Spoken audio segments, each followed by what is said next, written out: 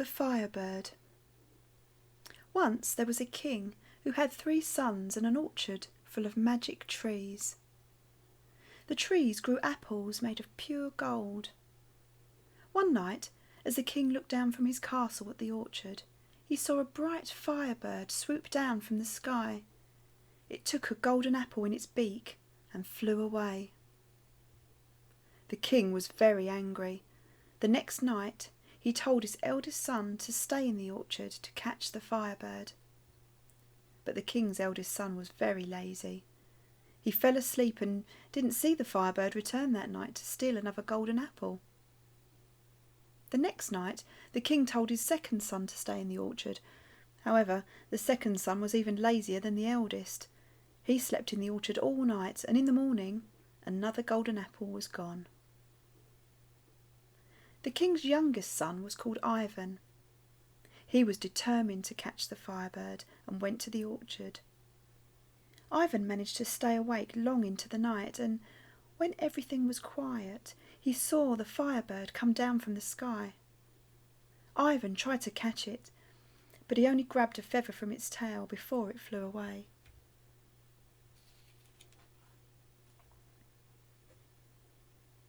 When Ivan gave the feather to the king the next day, the king said, "I must have the firebird.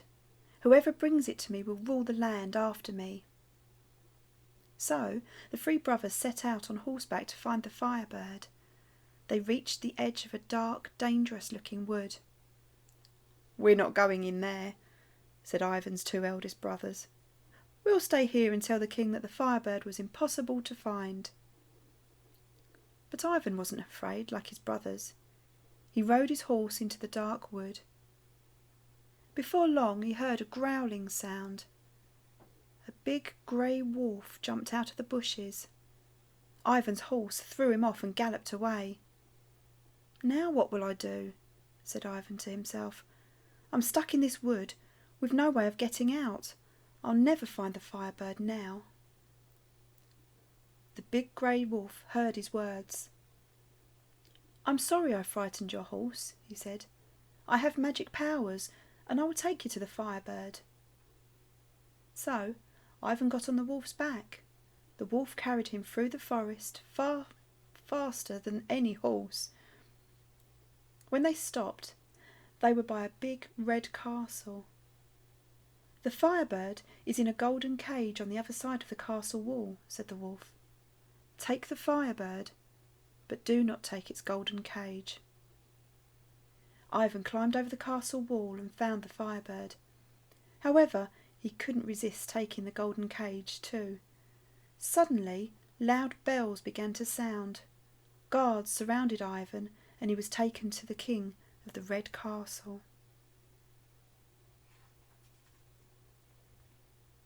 "You are a thief," said the king of the Red Castle.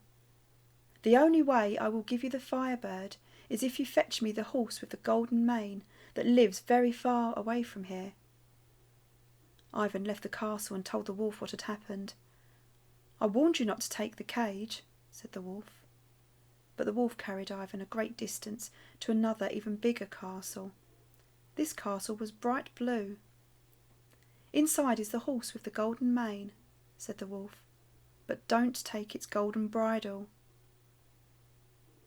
Ivan sneaked into the blue castle and found the horse with the golden mane. Ivan got onto the horse and rode away, but he forgot to take off its golden bridle. The bridle made a magical sound that woke everyone in the castle.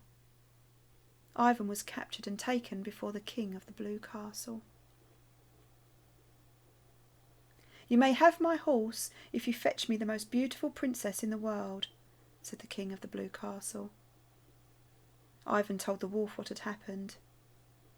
"Don't say I didn't warn you," growled the wolf, but once again it took Ivan an even greater distance to a green castle, which was the biggest of them all. The wall round the castle was too high for Ivan to climb, but the wolf leaped over it and soon leapt back with the princess and Ivan on its back.